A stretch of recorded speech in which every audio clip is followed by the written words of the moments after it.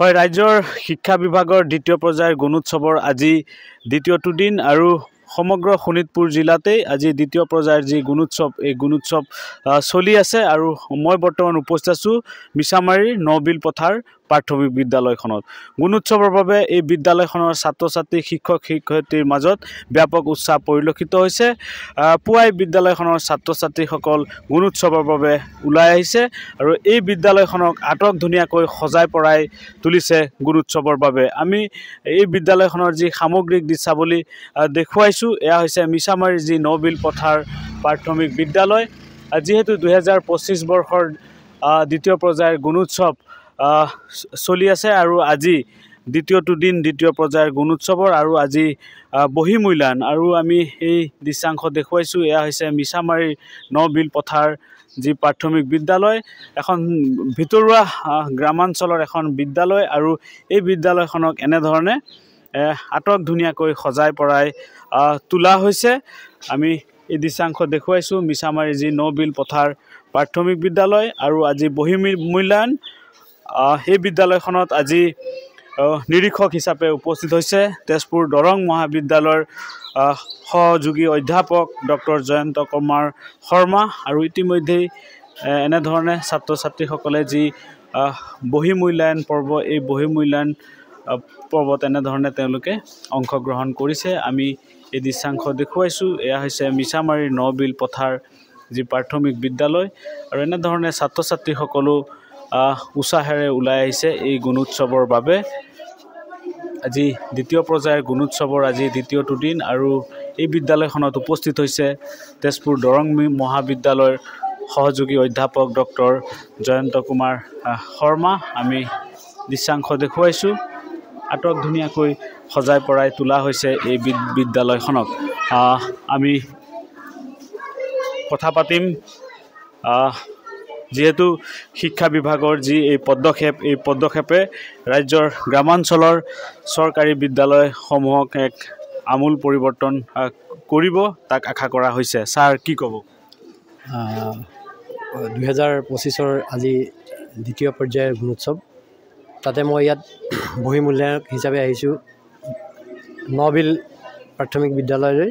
খুব সুন্দৰ বিদ্যালয়ৰ পৰিৱেশ, খুব সুন্দৰ গ্ৰামাঞ্চলৰ বিদ্যালয় হিচাপে বিদ্যালয়খন বৰ সুন্দৰকৈ গঢ়ি তুলিছে আৰু ইয়াত গতিকে ইয়াৰ ৰাইজৰ অৱদান আৰু শিক্ষক শিক্ষয়িত্ৰী প্ৰধান শিক্ষকে আদি কৰি সকলোকে মই ধন্যবাদ দিছোঁ যে ইমান সুন্দৰকৈ বিদ্যালয়খন গঢ়ি তুলিছে আৰু ছাত্ৰ ছাত্ৰীসকলো খুব মৰম লগা, খুব সুন্দৰ আৰু ছাত্ৰ ছাত্ৰীসকলকো মই দুই এষাৰ কথাৰ মাজেদি গম পালোঁ তেওঁলোকৰ মানে খুব সুন্দৰ টেলেণ্ট আছে আৰু ইয়াৰ পৰাই আগবাঢ়ি যাব লাগিব। আমি নিজেও এখন গাঁৱলীয়া স্কুলতে পঢ়ি অহা একোজন লোক, গতিকে এই চৰকাৰী বিদ্যালয়বিলাকৰ মাজেদি ল'ৰা ছোৱালীবিলাক যদি আগবাঢ়ি যাব পাৰে খুব সুন্দৰ হ'ব। কাৰণ আজি চৰকাৰী বিদ্যালয়বিলাকৰ উন্নতিৰ কাৰণে চৰকাৰেও আৰু আমি জনসাধাৰণেও খুব চেষ্টা কৰিছোঁ আৰু কাৰণ এইবিলাক বিদ্যালয় জীয়াই থাকিলেহে আমিও জীয়াই থকাৰ নিচিনা হ'ব।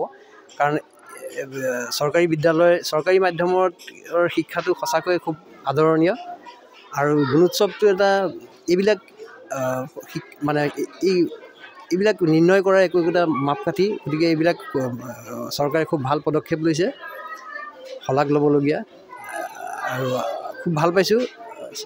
পৰৱৰ্তী সময়ত খুব আগবাঢ়ি যাব তাৰে কামনা কৰিছোঁ। নিশ্চয়কৈ বিদ্যালয়খনৰ শিক্ষক আছে, কি ক'ব? হয়, আমাৰ আজি প্ৰতি বছৰে হৈ থকা গুণোৎসৱৰ আজি 2025 চনৰ আজি দ্বিতীয় পৰ্যায়ৰ গুণোৎসৱ। এই গুণোৎসৱত আমাৰ দৰং মহাবিদ্যালয়ৰ ডক্টৰ জয়ন্ত বৰা ছাৰ আহিছে, ডক্টৰ জয়ন্ত শৰ্মা ছাৰ আহিছে। গতিকে তেখেতক আমি আদৰণি জনাইছোঁ আৰু আমাৰ বিদ্যালয়খনৰ আজি এই গুণোৎসৱত আমি সকলো কৰি উলিয়াইছোঁ। এটা কথা আমি নহয়, চৰকাৰে যি গুণোৎসৱ পাতিছে এই গুণোৎসৱ প্ৰতি বছৰে হৈ থাকক তাৰ কামনা কৰোঁ। কিয়? কাৰণ এই গুণোৎসৱৰ দ্বাৰা ছাত্ৰ ছাত্ৰী, বিদ্যালয় তথা ৰাইজ সকলো সজাগতাও হয় আৰু গাঁওখনৰ পৰিৱেশ এটা ভাল হয় আৰু গুণৰ উৎসৱ বুলি ইয়াক সকলোৱে কামনা কৰে। আৰু আমি এই গুণোৎসৱৰ দ্বাৰা আমাৰ ছাত্ৰ ছাত্ৰীসকলক বহুতো উপকৃত কৰিছোঁ। আমাৰ নহয়, গোটেই অসমৰ ছাত্ৰ ছাত্ৰীসকল উপকৃত নিশ্চয় হৈছে বুলি কামনা কৰিলোঁ। হয়, মই দেখুৱাইছোঁ এয়া এনেধৰণে বহি মূল্যায়ন চলি আছে। গুণোৎসৱে যে শিক্ষা ৰাজ্যৰ চৰকাৰী খণ্ডৰ শিক্ষা ব্যৱস্থা যে আমূল পৰিৱৰ্তন সাধন কৰিব তাক সকলোৱে আশা কৰিছে। আৰু আজি দ্বিতীয় পৰ্যায়ৰ গুণোৎসৱ এনেধৰণে সমগ্ৰ ৰাজ্যৰ কেইবাখনো জিলাৰ লগতে শোণিতপুৰ জিলাতো অনুষ্ঠিত হৈছে। আৰু এয়া মিছামাৰীৰ নবিল পথাৰ প্ৰাথমিক বিদ্যালয়ৰ দ্বিতীয় পৰ্যায়ৰ গুণোৎসৱৰ বহি মূল্যায়নৰ দৃশ্যাংশ। আপুনি বিচৰা বাতৰি পাব কেৱল নিউজ 18 এপত। নিউজ 18 এপ ডাউনলোড কৰিবলৈ স্কেন কৰক এই QR কোড। গুগল প্লে ষ্টৰতো পাব এই নিউজ 18 এপ।